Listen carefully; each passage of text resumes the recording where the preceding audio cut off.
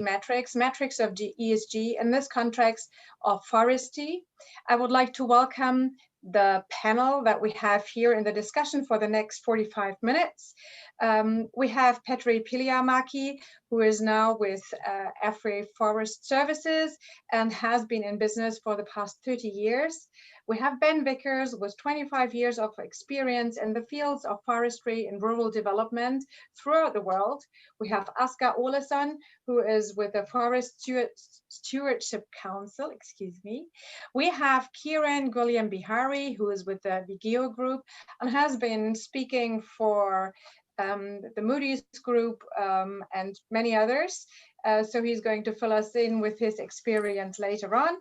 And we have Angelica Cruz, who is founder and CEO of Innorbis. Welcome to our discussion here.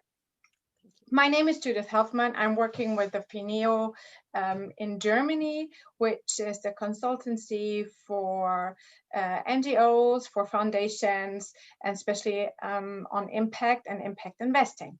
I'm very much looking forward to the discussion now and would like to open up with Petteri Pihlajamäki from the very far north. Welcome to Finland. Please share with us your first ideas on the topic of this panel, Petteri. Well, thank you for introductions. Firstly, I would like to thank for the organizers for this opportunity to speak and attend to this conference. As an introduction, I'm currently a business development director of Afry Industry Management Consulting. Many of you remember us from our previous brand name Pöyry, which was then changed to Afry after a merger that we made a couple of years ago. I have been heading our global forestry consulting over 15 years and basically have a long history in the global forestry and sustainability topics. We work in a broad range of strategic consulting covering industry and energy sectors. We are very much active these days in advising the industry to a strategy and also related to the projects, and of course, in a way, supporting the industry to cover the ESG topics in an appropriate manner. Forest industries, which are still investing a lot for new bioproduct mills, energy industries that are increasingly looking at natural climate solutions for kind of reducing their carbon footprint, and also brand owners who are looking at kind of reducing their footprint and engaging into carbon sequestration activities. And we also work a lot with investors who are looking at traditional forest investments, and of course increasingly also projects that are kind of more demanding from ESG perspective. And we are also providing some advisory related to the carbon market development. So that is my kind of introductory note here as we go. Thank you very much for the first introduction, Petteri. Ben, if you look at you, you have 25 years of experience. The public discussion seems to make us believe, or want to make us believe, that the topic of ESG is kind of new, or at least forestry, it's new.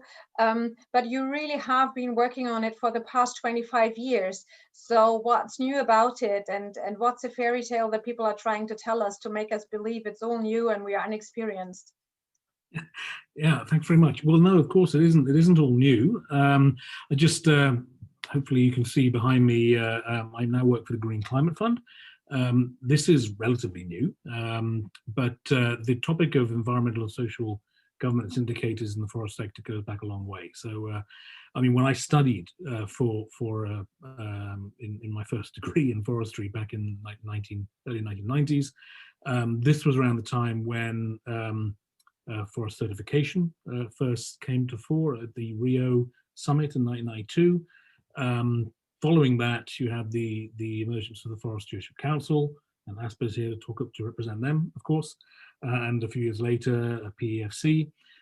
this is now not new. The topic of forest certification and the attempt of these initiatives, which are market-led, demand-driven, to try and incorporate ESG metrics into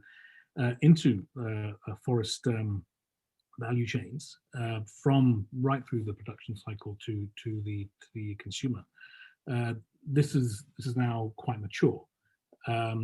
I was involved back in 2009-10 in 2 working groups with FSC. The first Forest Carbon Working Group, which was looking at that time when climate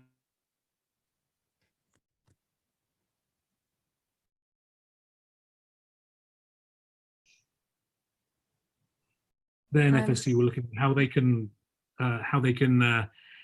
reflect the issues that were arising then in relation to climate change and forestry within the FSC certification system. So that's already, again, more than a decade old.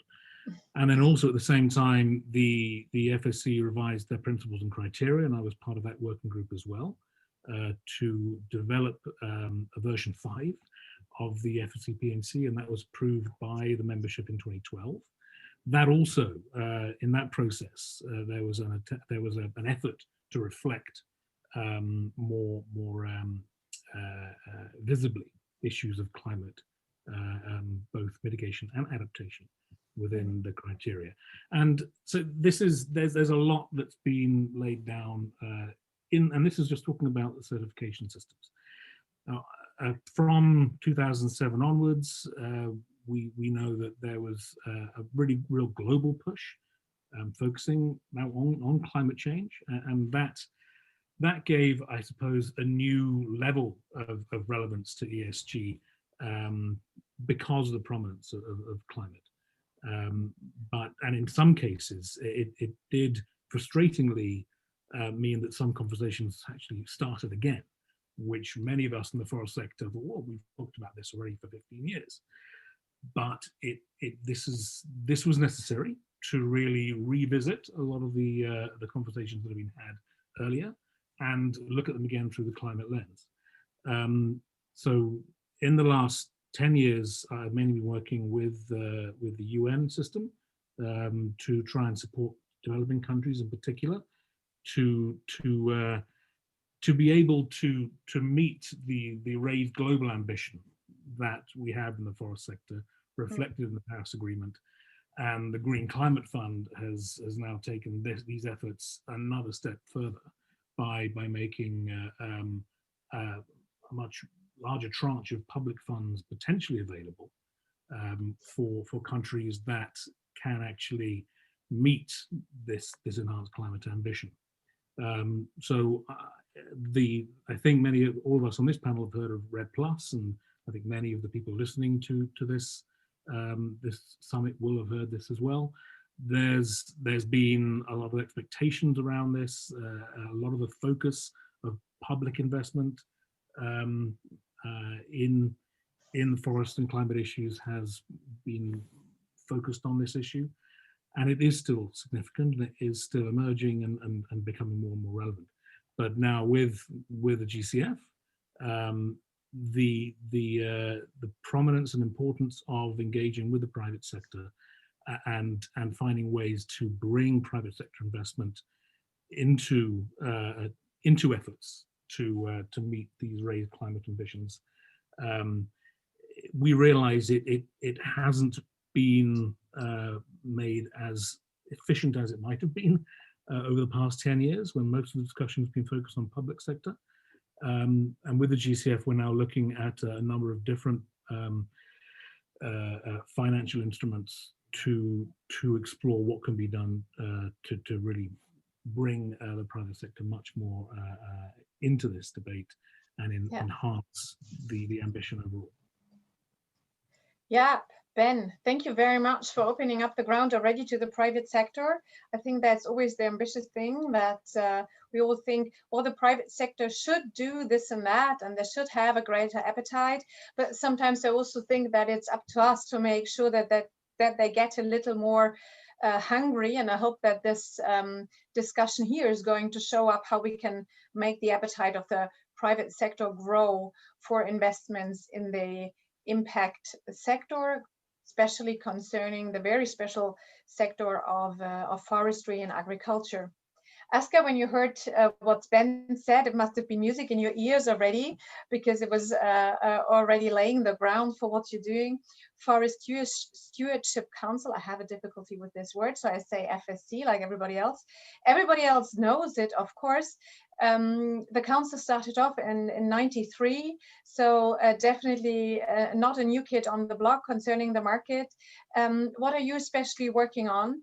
And what do you think, if we sort of build up a little bit on what Ben said, how can we get the private sector involved via certification? How can we make them see that it's really worthwhile looking into investments of this kind? Yeah, thanks, Judith, and thanks for volunteering to try to manage all of us here today in this panel. And I'd like to pick up a lot on what Ben just said. I can fully subscribe to that, and it's true that, well, some 25, 30 years ago, it was indeed new to do certification. It was indeed new to look to a wider range of qualities and services, tangible and intangible, of forests that they deliver to society. And what certification did and does, and what we've been trying to do for 25 years together with others, is basically to provide the demonstration, the attestation that the management of the resource and the social responsibilities around it, biodiversity and so on and so forth, all the ecosystem services, that there is no harm done towards these, but it's very much qualitative information. And I think that very much the change that we see these years is that now qualitative information is not enough. Now we are not. Now we don't want to know alone that there is no harm done. Now we also want to value it, and on top of the valuation, might even price it. And to value and price, in particular, these intangible services that forests also provide, then we need data, we need metrics, and we need to quantify. And that's really what we're working on, as well as many of the other actors in the voluntary carbon space, but also wider in the ecosystem service space. It comes back to a lot of the work under the Convention on Biological Diversity and a lot of stuff that we try to put up indicators and metrics, very much the topic of today's discussion. And that's also what we were setting on to look at here at FSCC, what comes on top of certification. If you want to do something, if you want to quantify in order to be able to value and eventually price for the benefit of the forest owner, then what more do you need? What more do you need than the qualitative standards that you already have? And I think that's really where data comes in, and many of these new ways to not only measure data, but also to reasonably and with high integrity create data, because that's what we will need to do when we use some of those non-direct measurement tools that are emerging and becoming more and more low cost. So it is in some ways an entirely new space. It's new approaches needed, but it's not a new issue. No, it's not a new issue. It's definitely those three steps, like you just said. It's informing, it's valuing, and then it's pricing at the end of the day to make sure that, yeah, we can put a price tag on every issue, on every project, and also on the impact that we want to generate, because I believe that especially the private sector at the end of the day is looking for figures, for revenues, and needs to put a price tag on impact as well. And so that is really what we need to be looking for. And I believe that's why we have Angelica in this discussion here today, because she is very much in a digital analytical platform, something I personally don't know anything about, but that's good that we have you here, Angelica. Thank you very much, Judith, and thank you. Wow, I will pick where Asger has left, straight to the point. I left the banking sector to solve the issues that Asger is talking about the quantification of qualitative and quantitative data. This is, we've done a couple of tests since 2016, we've started, and it's not an easy task. And if you add to it that you want the real-time data that really matters, so we cannot, just wait for data proxies or data, I would say, information to come in a year to go or something like that, then we've lost a lot of time, right? So we've come from that time with different methodologies, and we ended up with what really is a measurement, what really is not just a data proxy or a data indicator, because like Asger is saying, it's a combination. If we want to meet a target of reducing the temperature on Earth, carbon emissions or carbon sequestration, just scope 1, is not enough. We know, and in this panel is fantastic to talk, because we know the forest has such a big impact. So it's a combination of information, not only from the forest and agriculture sectors, but from a lot of sectors around. So if I put the price tag, I would say, some people say that, oh, you have to look for the carbon emission. That's a lie, guys. Okay, so to measure towards the target, you cannot just measure that simple indicator. I can tell you, we work with 100 of them just to measure towards that particular target.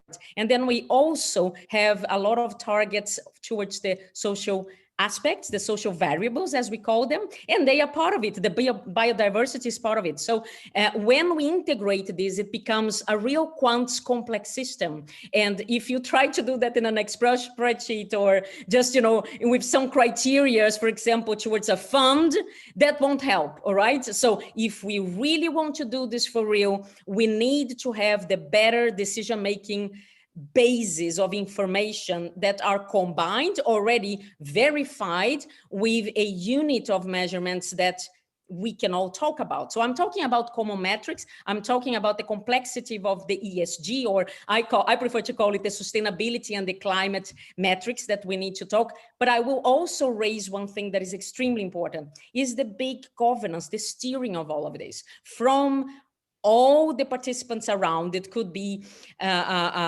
from different sectors, from different investors, from different capital markets to put this forward. I would say it's important that we all talk the same language, and we are not there yet. That's part of the complexity. And we try really to create that a kind of common language so we know what we are talking about. And the measure we are talking about is a comparable, quality assured measurement. So it's nothing about a rating only. A rating doesn't help. Rating is like a yearly account. It's one point in time and you cut, and that's not enough. We need a measurement that we can all talk about together, so we know this is the target and this is the measure independently whose ratings we are talking about. And that's what Innorbis works with. I need also to say that you mentioned financial instruments. Because of my background in the financial industry, I have 80 different financial instruments that I'm expert on.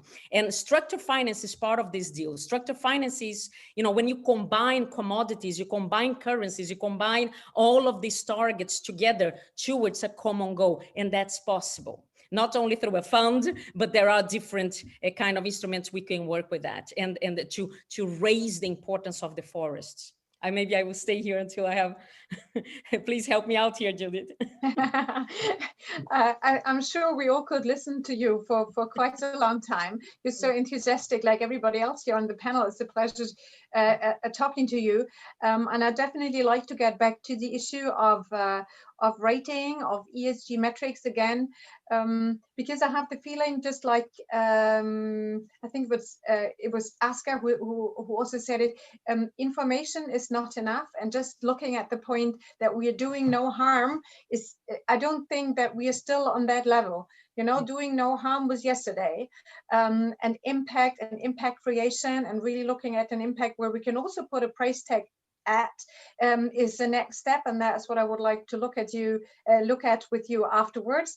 But you were also already referring to a couple of things that Keeran told me in the preparation of this panel, and I'm sure that complexity is one of the buzzwords for Keeran here, because he made it very clear that with the broad experience that you also had, that we are really looking at three types of crisis at the time being. It's a climate emergency, yes, bottom line, we're all speaking about that, but it's also the biodiversity crisis, but it's also the social crisis. And now Keeran is going to share with us how we're going to tackle all three at the same time. Easy. As simple as that. Sure. Let me pull out just a few bits from what everyone's mentioned and try and tie some things together. So, Ben talked about these issues being old, right? And I wholeheartedly agree. Our rating agency Vigeo was formed over 30 years ago and have been trying to build metrics and scores and ratings for forest and paper companies and on biodiversity since then. I think what has changed, particularly over the last half of the decade, is understanding of different stakeholders, meaning regulators and investors in particular, about what the impacts of failing to address some of these issues results in. So climate was an example given by someone else. Certainly from 2015 onwards, the launch of the SDGs, the Task Force on Climate-Related Financial Disclosures, we saw this acceleration by the investment world into trying to better tackle climate and move beyond scope 1 emissions and what Angelica called point-in-time data to metrics that are more forward-looking. And you can actually take that and extrapolate that same trend across biodiversity, where there's a much greater appreciation today about the value at risk or the financial impact of failing to address biodiversity concerns compared to a few years ago. And there are different reasons behind that. I think people are tying together the link between a failing coral reef and a falling tourism industry. I think you could also bring in elements related for the chemical sector or the luxury sector about how degrading ecosystems impact their supply chains. So it's just a better understanding that's growing. And what we see now, whether we're talking about gender or biodiversity or climate, is that what investors are looking for are exactly those more forward-looking metrics that move beyond an assessment of how things look right now or an assessment of how companies are performing from a policy perspective, to understanding the exposure of their assets to specific kinds of risks and the potential threat that their investments pose to different ESG issues. So a great example, and one that we are hearing more and more from the investors that we talk to, is they're really looking to understand at asset level and entity level, to what extent is this company that I'm looking at, that I'm invested in, infringing on protected areas or protected forests? What does their geographical footprint look like, and how can I understand that and factor that into my engagements with them or my discussions with them? So across all those issues, that shift in terms of what metrics people are looking for is moving. The challenge is it's a long journey. It's a hard process. And with the brightest minds in the world working across all of these issues at the same time, there's an element of realism that has to be brought into the equation. It will take us time to build both good ideas on the science behind these metrics, but also consensus between investors in different regions on which metrics we should be using. Thank you so much, Keeran, for making something very complex fairly simple, to grab and to get an understanding of.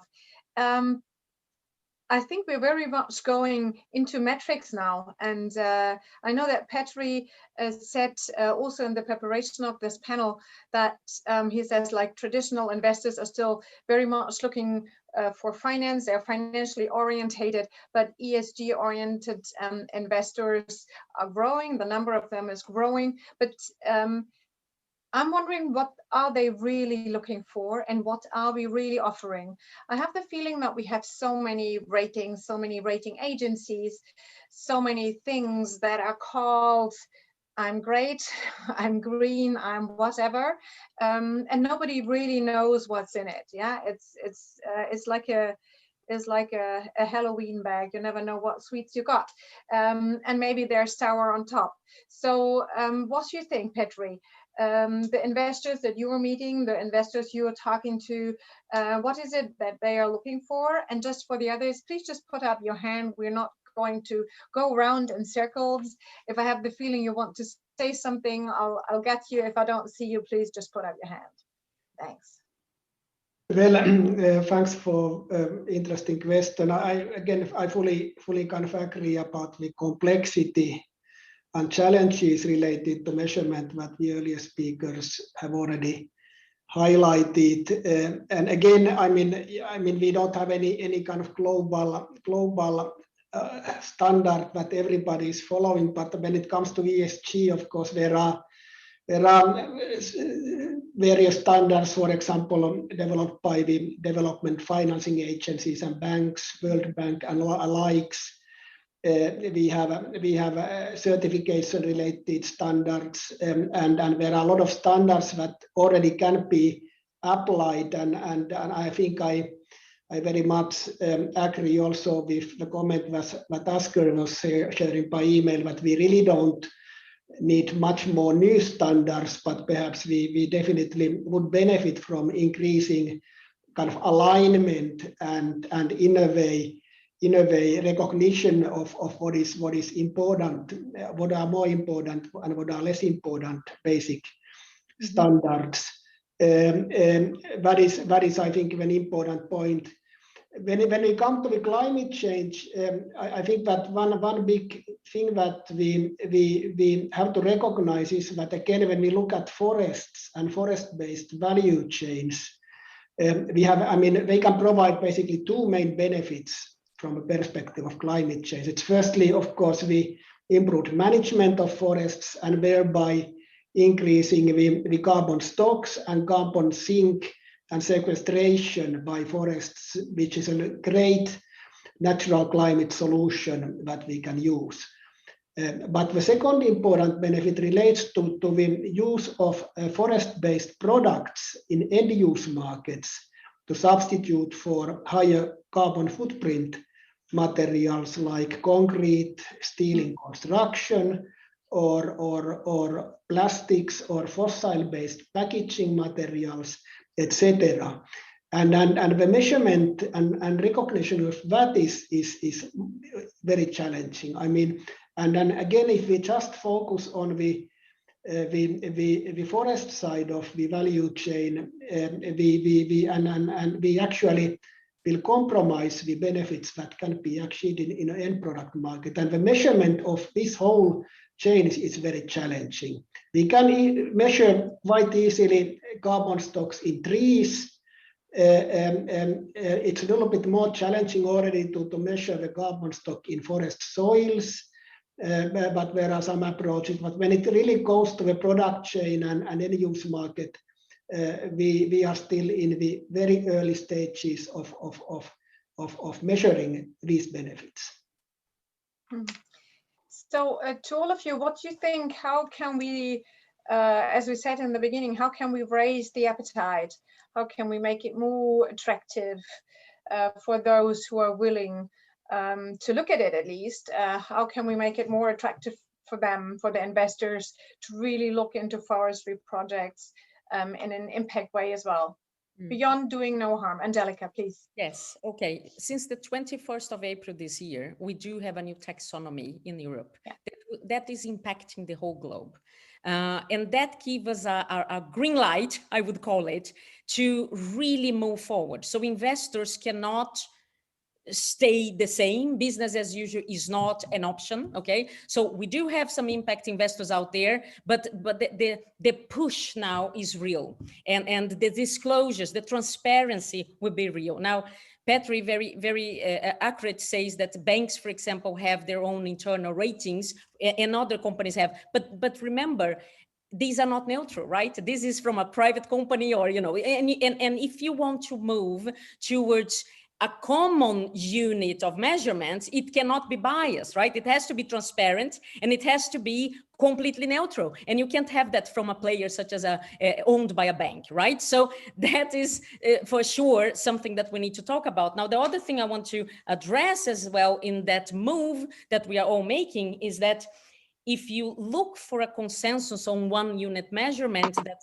could address the monitoring and the real achievement of these targets, you can't look into statistics. They are not forward-looking, like Keeran was talking about. It has to be something that is not static, like a reporting. You have to have a predictive system. And that is a lot about what we do from here. So we create this underlying information from a method that is predicted, that is actually let me give an example. It cannot be normative because you have in the world different levels of specialties in each location, right? So a forest in Finland and in Stockholm is not the same as in Brazil, right? So we have to look into all these social variables that exist within this forest, the biodiversity that is not just one fits all. And therefore certain standardizations or certain ratings are not good ones to pick. So therefore, we need to move towards something that in consensus, we all agree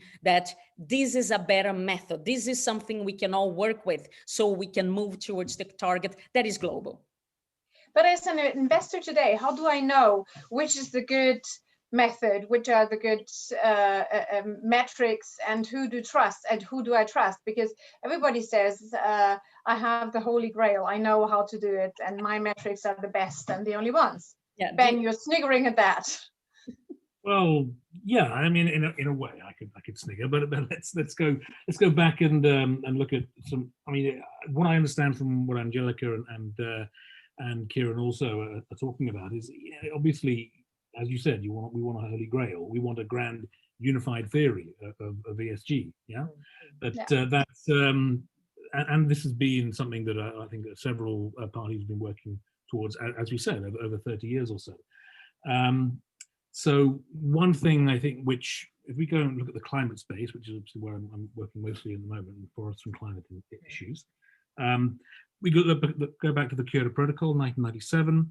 The reason why the forest sector was not really very comprehensively included in that earlier international climate agreement was that no one was very confident that the capacity was out there, the technology was at that stage mature enough for us to accurately measure the impact of forestry initiatives on measurable climate metrics. By the time we came a decade later, 2007, in Bali, there was general agreement that the technology had progressed enough so that it was realistic.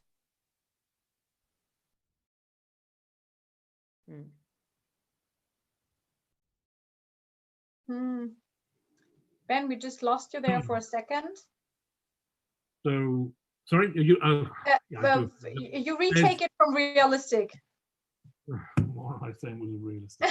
It was realistic, yes.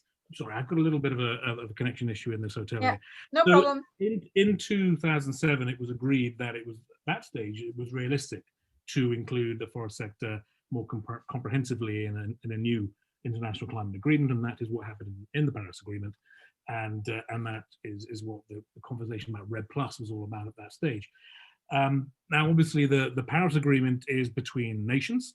The discussions about REDD+ were looking at national capacities, national standards. At the same time, of course, there was all this increasing interest, or fluctuating interest in project level investments.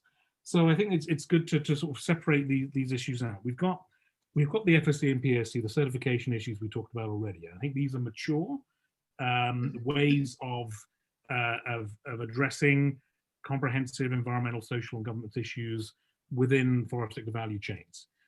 They're evolving. They're not static. As I said, I was involved in more than 10 years ago in a major revision of FSC standards. And I think there's talk about doing that again. FSC now does also have, as per stealing your thunder here, they do have an actual standard which recognizes environmental services, not only timber and non-timber forest products. So they're evolving. But then there's also the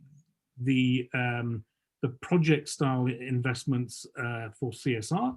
A lot of these are around climate. Again, the attractiveness of climate is that you can have an objective measure, which is relatively straightforward in theory. You can measure 1 unit of carbon dioxide based emissions. Yes, the forests are different in Brazil and Sweden, but 1 ton of carbon dioxide, once it's in the atmosphere, it doesn't matter where it comes from. So it's in theory, it's comparable and it's transferable. So there was a lot of interest, as we've seen over the past few years or so, in private sector projects which encourage investment in forest initiatives, and then measure those investments, those initiatives' impact in terms of reduced carbon dioxide emissions or carbon dioxide sequestration. So VERA, the Verified Carbon Standard, looks at developing different methodologies for increasing investor confidence in the validity and the robustness of such projects.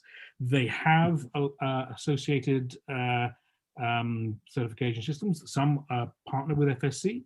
There's also a separate Climate Community and Biodiversity Alliance system, which partners with VERA and VCS. So you have a package of environmental, social, and governance metrics that you can take as a private sector investor. These things do exist. So I think, as we said earlier, we don't want to reinvent the wheel, but we do need to recognize this space is evolving, and we don't want to end up with a cornucopia of different and incomparable metrics. But I think there's a general interest now at the GCF to try and build on this in this space, build on the advances we've made in the public sector in recent years with building capacity at national level in measuring climate. That's not sufficient to encourage private sector investors that need the greater robustness and greater accuracy of these smaller scale private sector projects, which involves a lot of upfront investment, a lot of absolutely.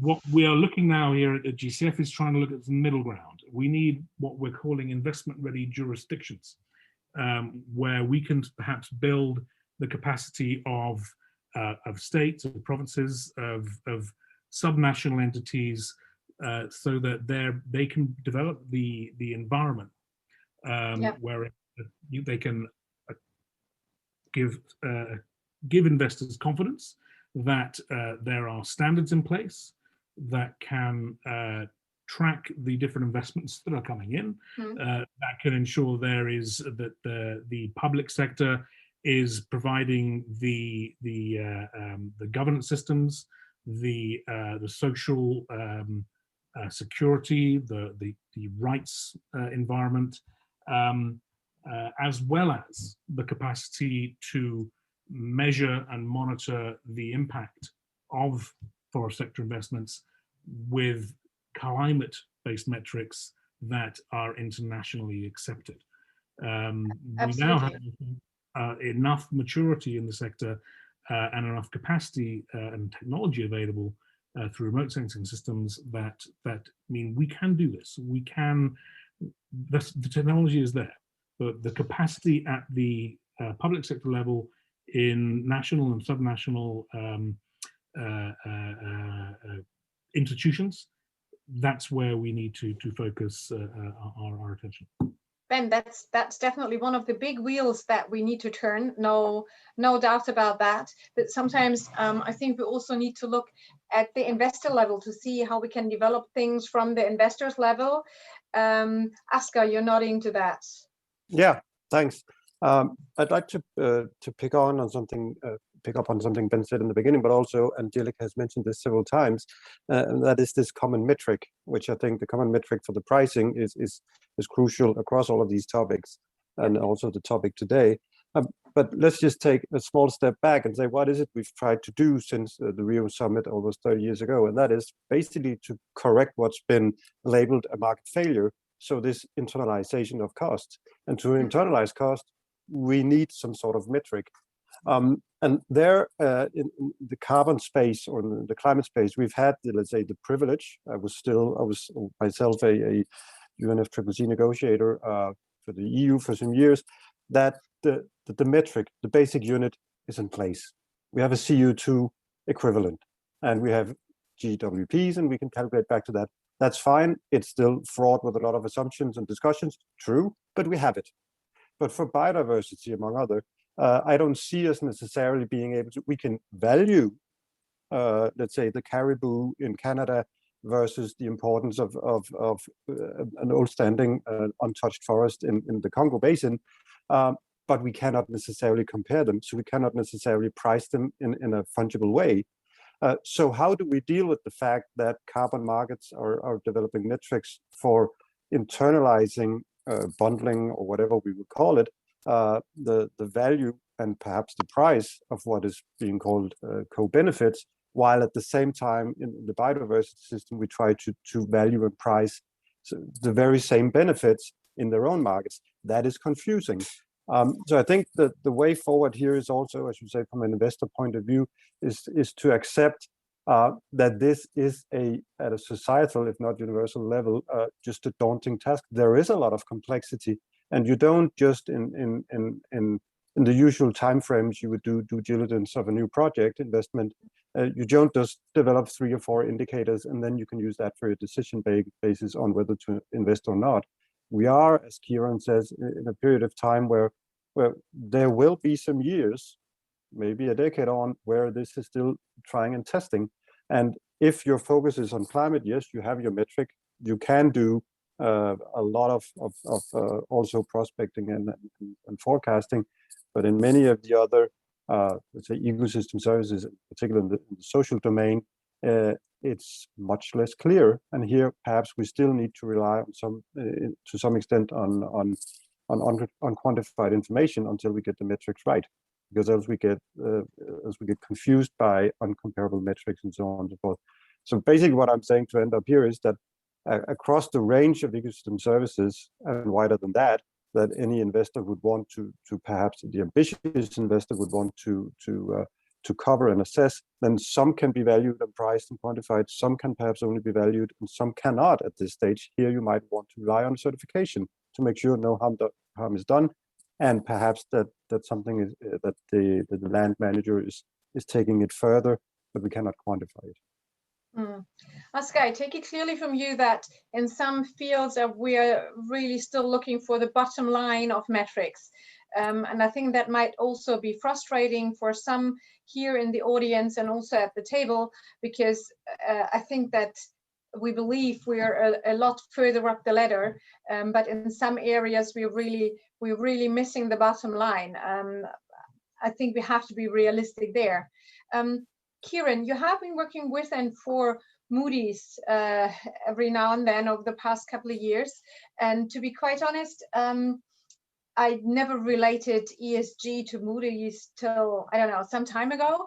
It's one of those big boys in the rating playground that makes countries shiver when the new ratings come out.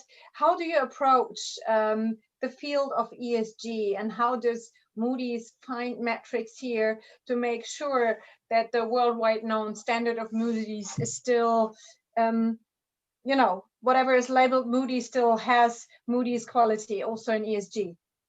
Sure, happy to answer that and to pivot back to something Asger said. So from the Moody's perspective, Moody's created their ESG solutions department last year. So in 2019, they acquired my previous company, Vigeo Eiris, as well as a company from California called 427, who specialize in physical risk assessments. At the same time as they've been working on that within the ESG solutions team, with Moody's Analytics, they've been integrating a lot of our data and looking to develop new risk models that integrate ESG. And on Moody's Investor Services side, they've been looking to integrate ESG factors into their credit ratings, which is something very different. So Moody's began this journey in 2019, and absolutely it's at the center of their strategy for the future, because they see all of the problems that people have raised are problems that they want to be a part of in terms of finding a solution to them.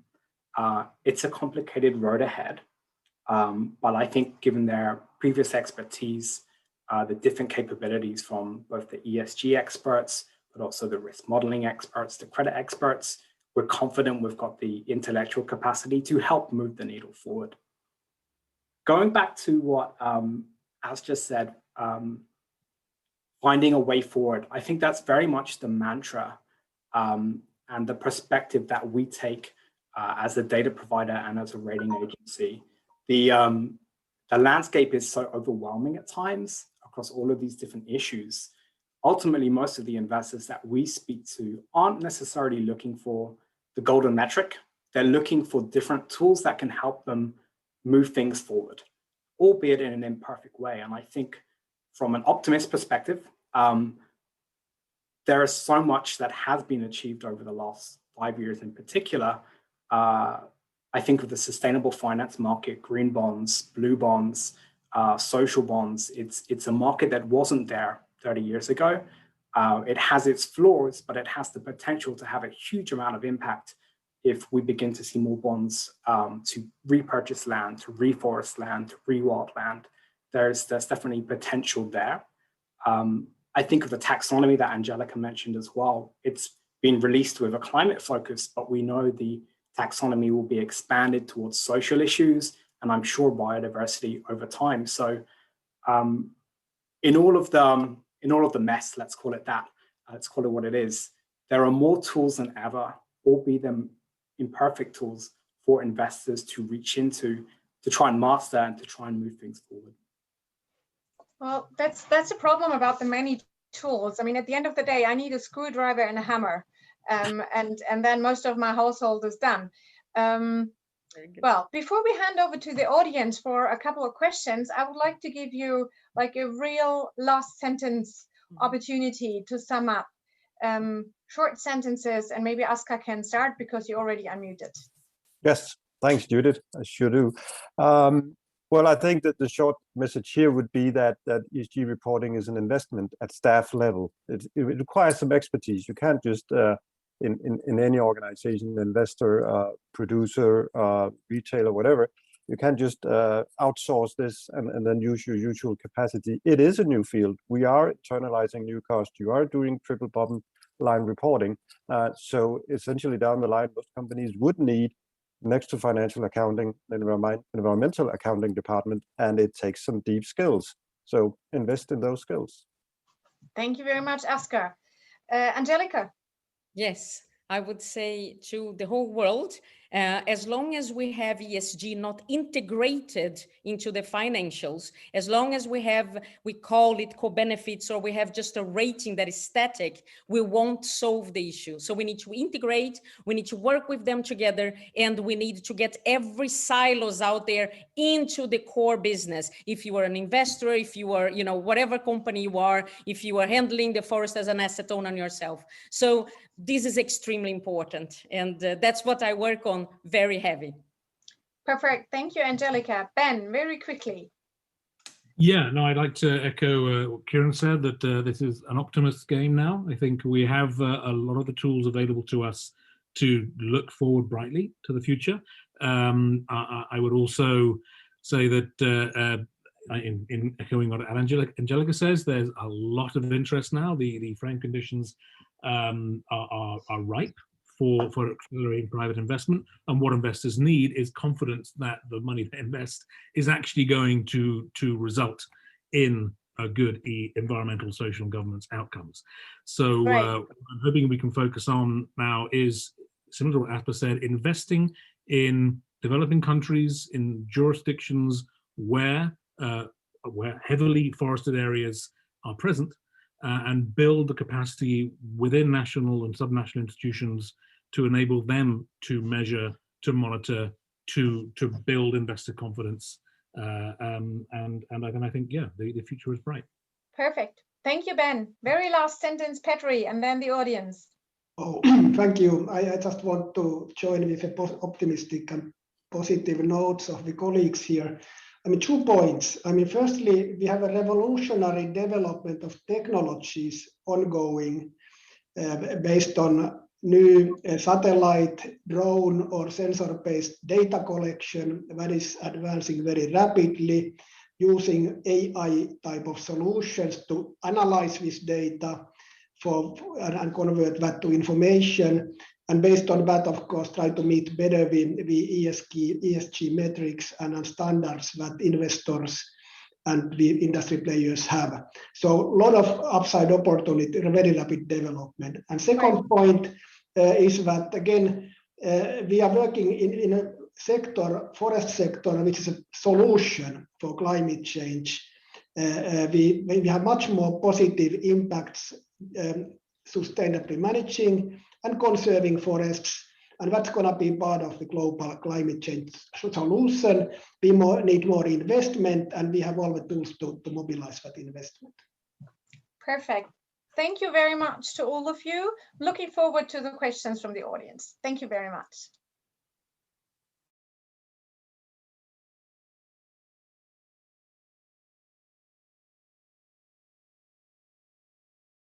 Oh, my micro is not on. Okay, try again. We have just realized that we will actually take the questions to the ESG metrics dynamic session in the room space at 10:55. We have some very interesting questions and we will be happy to answer them from 10:55 onwards. So I think it's time to end the session here. Thank you very much for your attention, and we are looking forward to the dynamic discussion with you later in the room. Thank you.